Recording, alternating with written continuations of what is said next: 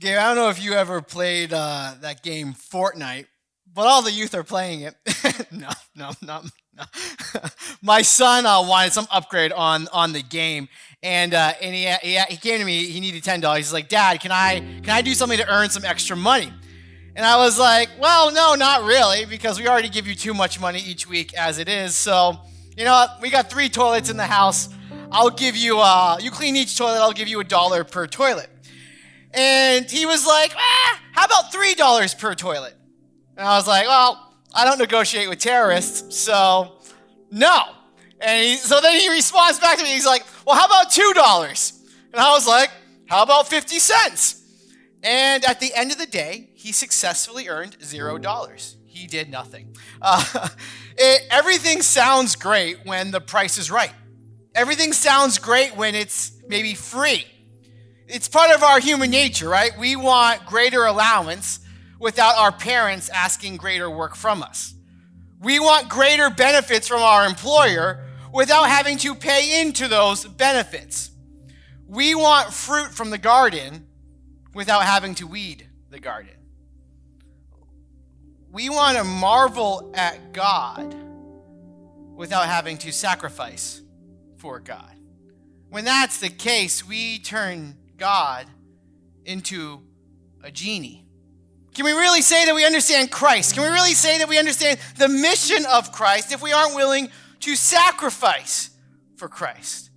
Last week, we looked at this thing called the Mount of Transfiguration, where Jesus goes up on a mountain and he's transformed. We see the glory of God comes down on earth over Jesus. It's this awestruck moment.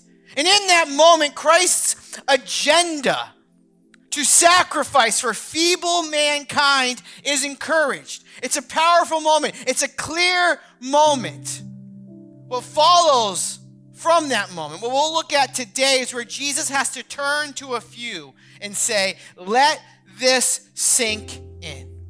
Let it sink in that before we get caught up in the glitz and the glamour of God, that we might need to be redirected. Our expectations might need to be redirected. Where does this all lead? It leads to sacrifice.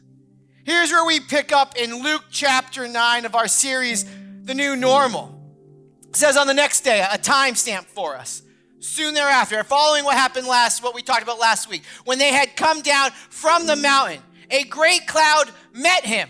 So it's like they had this powerful moment. It was this incredible moment, and there's no pause. Now they're right there going. And behold, a man from the crowd cried out, "Teacher," a sign of respect for them in that day. "Teacher, I beg you to look at my son, for he is my only child." Only child. And behold, a spirit seizes him, and he suddenly cries out. It convulses him so that he foams at the mouth, and it shatters him. And will hardly leave him. And I begged your disciples to cast it out, but they could not. See, at the beginning of the series, we looked at Jesus sending out the disciples. They go on mission for Christ. They're told, don't take a lot with you, I've got you. And over that experience, they're able to exorcise demons. They're able to cast out demons. And so if you're the reader following along in this, you might be wondering, well, did pride set in for the disciples because they were once able to do this, and now here they are. They've tried and they have failed. They obviously have much to still learn. But here is this father with his only son, a son gripped by evil. Ancient people would have seen everything that we're reading, everything that we're looking at. Ancient people would have seen that as perhaps epilepsy. And they would have associated with insanity before evil. So here are the disciples, here is this man, they're able to correctly identify the source of the child's suffering, not as insanity, but as evil, where exorcising a demon would have been needed. They knew the right problem, but they didn't have the way about going towards the right solution. Recently, I'm not a fix-it type of person. I am a call-a-guy kind of person. And my light in my kitchen was broken. And so I thought it was just a simple light bulb fix, but the light bulb in my kitchen over the table, it's like these fancy light bulbs. I needed to go and get it. So I I got the fancy light bulb. I switched it. I thought it was all manly and all like I got this. And the light didn't turn on. So I was like, crap. So I tried in the other one and it worked. So I was like, wow, that's weird. Like I have on the same source of power, one light works and one light doesn't. And then like a week later, the second light went out. And I was like, well, I really screwed something up. Like, this is awful. And so I called my buddy Amos. He's in my life group. Y'all should join a life group. And I called my buddy Amos in my life group, and I was like, dude, I think I need you to come out and look at my electricity. Like, it's all, like, not working and crap. And I told him what was going on. And he's like, oh, it's the lamp. Like, those types of lamps have, like, transponders or something in the top, and that they have fuses that can blow, and then you need to change out the whole lamp. And I was like, cool. So I told Ava, like, hey, you have to buy new lamps. And she's all like Joanna Gaines and whatnot. And she's like, cool. And so she spent money on that. And we were able to do that, change out the lamps, and everything works. I was able to identify the problem, so I thought, and my fix wasn't right because my problem wasn't right. There was a disconnection there. Like there's a disconnection for the disciples here. We do this everyday life. Jesus, my relationship is broke. Fix my boyfriend. When Jesus is looking at you saying, well, actually, I'm trying to fix you first. Jesus, my relationship is broken. Please fix it. Where Jesus might be looking at us and saying, yes, it's broken. It's meant to be broken. I don't want you in this relationship in the first place. It's not meant to be fixed. Jesus, money is tight. Give me more money. Where Jesus might be saying, well, more money might not be the fix. You're begging me for the income check, but you're spending money here, here, and here. The fix isn't more money. The fix is spending your money differently. What is broken in life? Are you willing to bring it to Jesus? Yeah? Okay. Are you willing to bring it to Jesus and then listen to Jesus? If you're not willing to listen to Jesus, are you really willing to bring it to Jesus? Here's where the text continues to go on to go now. He says, now Jesus answered, oh, faithless and twisted generation. So something is messed up here. It triggers Jesus. How long am I to be with you and bear with you? Bring your son here. Well, while he was coming, the demon threw him to the ground and convulsed him. But Jesus rebuked the unclean spirit. So obviously this is a bad thing, an evil thing, and healed the boy and gave him back to his father. And all were astonished at what? The majesty of God. Despite the Lord's disappointment, his frustration in this scene, he has compassion on the child. The man brings his afflicted child. Jesus heals him with ease. And not a partial healing, complete, total healing, completely protected. It's a sign of his greatness. If you dig into the original language, if you're one of the original audiences seeing the story, hearing about the story, you would know that word greatness brings about full splendor. That it would speak to the magnificent nature of Jesus.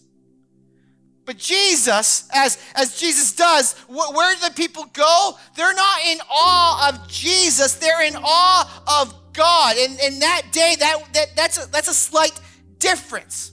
So where I see with the mistake that the disciples are making is that they tried to exorcise this demon independent of God. They were trying to do it in their power, not in God's power.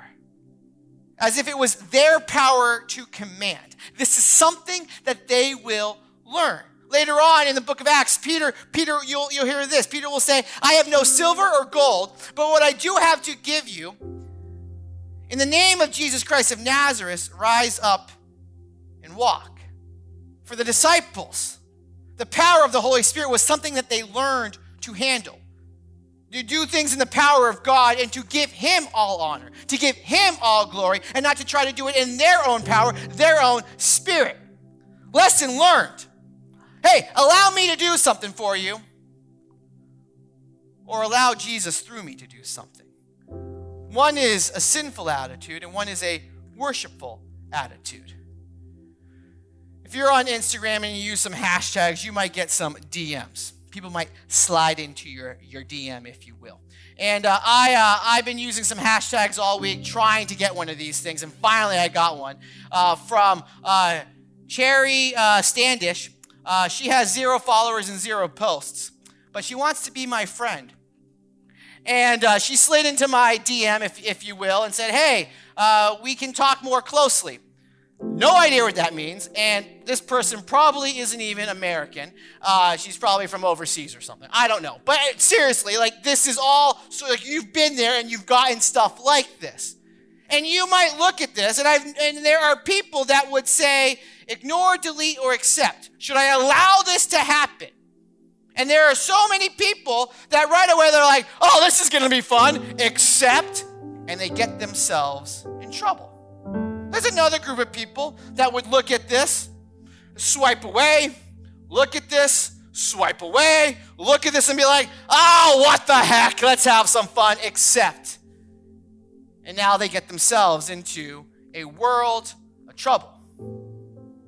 Whether you accept the temptation right away or whether you come back to it later, you justify it somehow, don't you? There's this temptation to do things in our power, or the temptation to do things should be the pride of saying no, our humbleness that I'm going to give it all to Jesus. Zach was talking about that. When temptation is before us, do we say phrases like the devil made me do it, or hey, I'm just human anyways? I'm just human, as a way to dismiss it, like, oh, it must be okay. Or we'll go to another extreme where we'll be like this righteous wimp that thinks that we could never overcome Satan and his evil dominion because they're just too powerful, that they are a Goliath-like figure. We lose sight of greater is the one who is in me than he who is in the world. The faith that Jesus is calling us to when there's a temptation before us to do things in our strength or in his strength is to say, no sin needs to go undefeated. And certainly, Satan doesn't need to get more credit than he is due. He deserves no credit. He is not as powerful as the one who lives inside of me. So how do you handle the temptation that is in front of you? Here's now where the story ends for us today. But wow, all were marveling at everything he was doing. That's where they brought him, to marvel. Jesus said to his disciples, let these words sink into your ears. Can you imagine hearing that from Jesus? Like him looking at you and saying, let this sink into your ear. Rather offensive, but Jesus is able to say that because of who he is. The Son of Man, his humanity, is about to be delivered into the hands of men. God delivered into the hands of feeble men. But they did not understand the saying, and it was concealed from them so that they might not perceive it. So they were afraid to ask him about this saying. The crowd is marveling, and Jesus reminds them that their admiration is going to be short-lived. Jesus was just on the mountain where some Old Testament, some old prophets, people that had gone the way of the earth years, thousands of years before Jesus came onto the scene, they're now here on the scene saying, Jesus, you're going to die for mankind. We're encouraging you. Finish the mission. Go strong. Reminding and encouraging how this ends. This is going to end in your death. And Jesus leaves the mountain with his focus set on Jerusalem. And so in his mind, it has sunk in with Jesus. Now he's looking at the disciples and saying, let this sink in. They love me. They're marveling at me. But soon they're going to hate me. Here in this scene, they're dazzled with exorcism, but they've missed the glory of Jesus. They've missed the suffering Jesus. And so it's concealed, it's hidden from them, whatever that might be. We can argue about that. Theologians might argue about that. But all that it ends up being for you and I is that someday they will be able to look back on this and say it all makes sense. When crap hits the fan in the future, they're going to be able to look back and say, Jesus said it. Everything that's playing out, Jesus going to the cross, Jesus suffering. Oh yeah, aha. None of this a mistake. So the disciples learned that they must trust God's plan for Jesus, so you and I can learn to trust God's plan for us. So where might Jesus be looking at you right now and saying, let this sink in?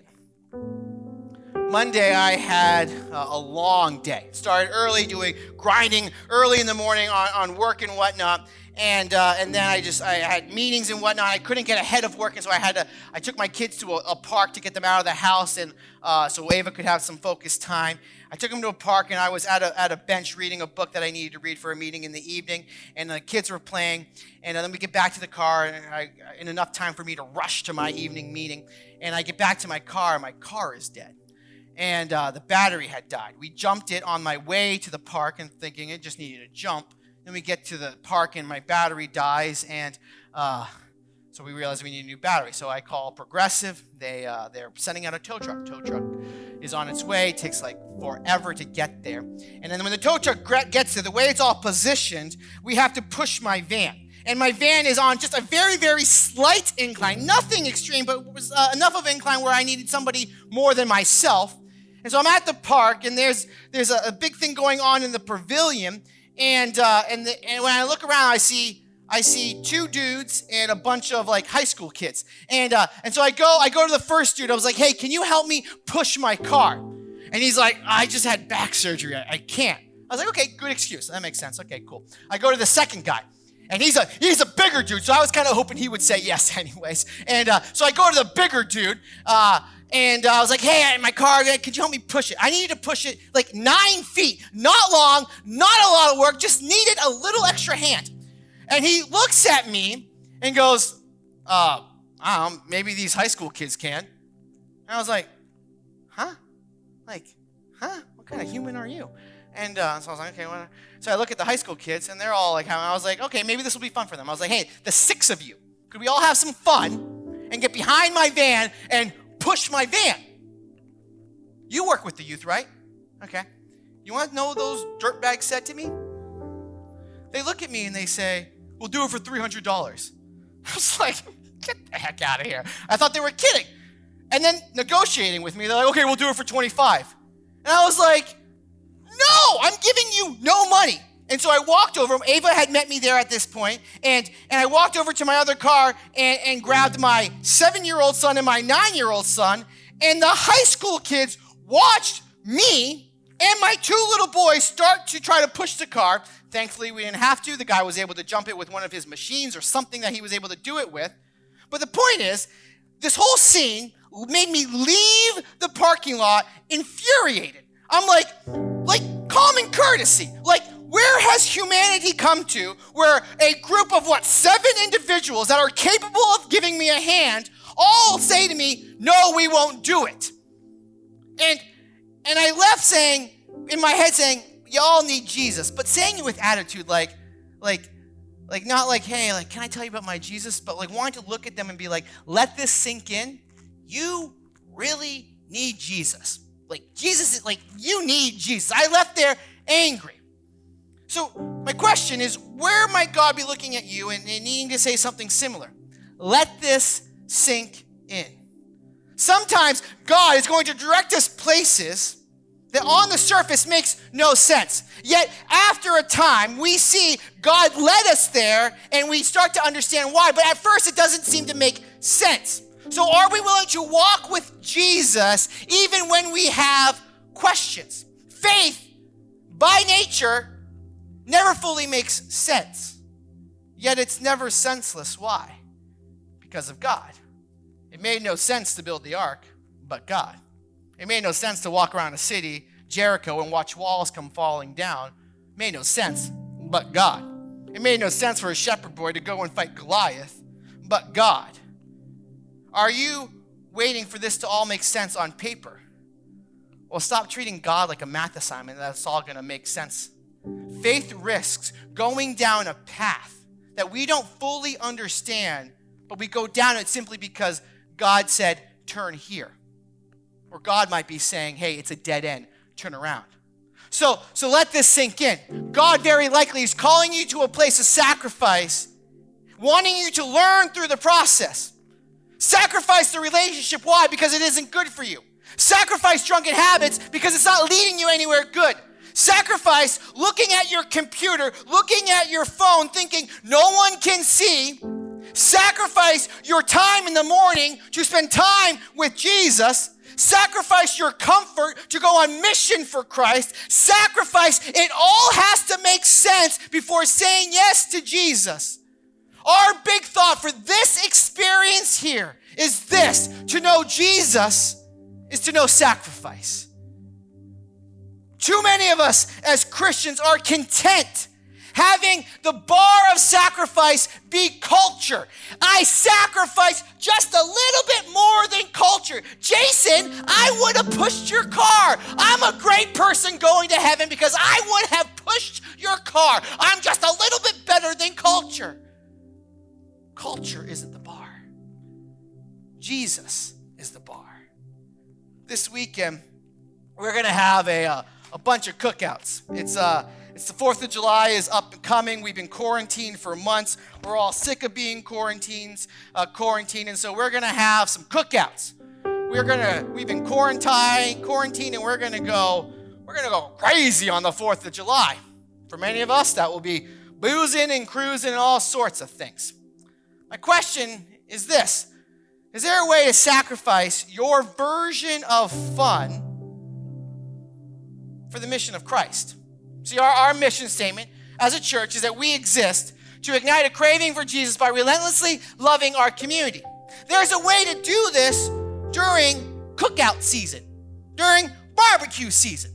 Last year, on Labor Day, I got my life group together and put my grilling, what is this? Whatever this is, grilling, whatever, apron on, and got my Patriots World Series flipper, and we started grilling. I said, hey, we're going to have a grilling party, and it's not for my life group just to hang out, because to me that would be a waste, not a complete waste of time, but a little bit of a waste of time, because we're focused on gathering the one, getting the one. And I was like, okay, let's have a party for the one. We're going to have a cookout. I'll spend all the money. I'll buy all the meat, and you invite your ones. I'll invite my ones. We'll have a big old cookout, and we'll see what Jesus can do with this.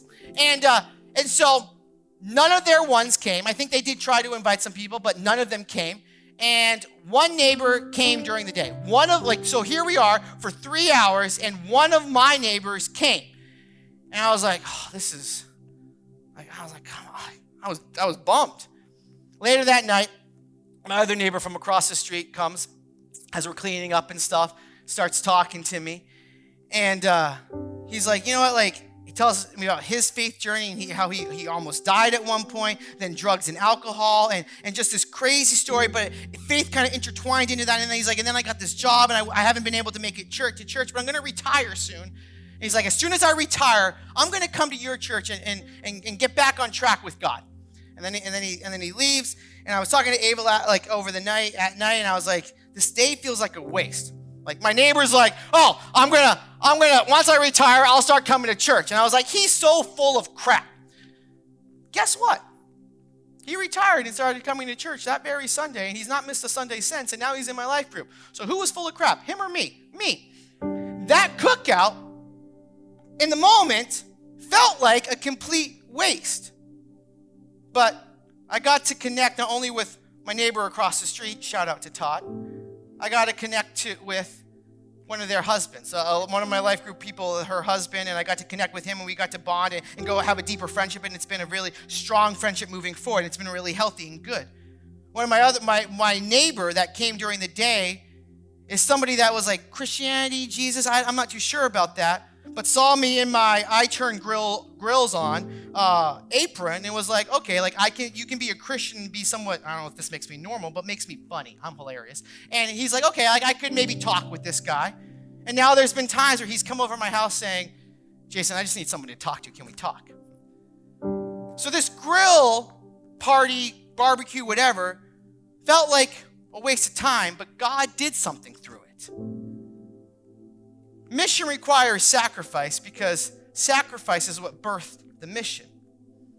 This weekend, you can hang out with your bae, your boo, the girl you're talking to, your crush, whatever you call them these days, your girl. You can hang out with her or you can hang out with your one. But if you can't do both, the person that you're trying to share Jesus with, if you can't hang out with your girl and your one at the same time, it's not time to get a new one. It's time to get a new girl. So here's my challenge for us this weekend. My challenge is this: make the fourth for the one. Jesus came and he made sure that he's frustrated. Know this. This is about me going to the cross. This is about sacrifice. And guess what? It's a snapshot to what you will need to do as well. You will go the way of the cross as well. This weekend, the 4th of July, make the 4th missional. So know what we're going to do? We're not going to have drive-in church. If you're watching from drive-in church, we'll see you in 2 weeks. We're not having drive-in church on the 4th of July. Why? Because we believe this. The 4th of July is an opportunity not to celebrate our freedom as a country, although that is part of it. The 4th of July is now an opportunity for you and I to celebrate the freedom that we have in Christ, to go on mission and bring hope to a hurting world. It's more than a burger. It's more than a hot dog. It's about sharing the love of Christ with people. So sacrifice perhaps your version of fun to go on mission for Jesus. Thank you for checking out a sermon recorded right here at Wellspring Church in Toms River. If it's your first time connecting with us, we'd love to stay connected with you. So don't forget to like and subscribe to this video. And then down in the description box below, there's ways to give online. There's our social media accounts. We'd love to stay connected with you throughout the week. We love and appreciate you, and we hope you have a fantastic week.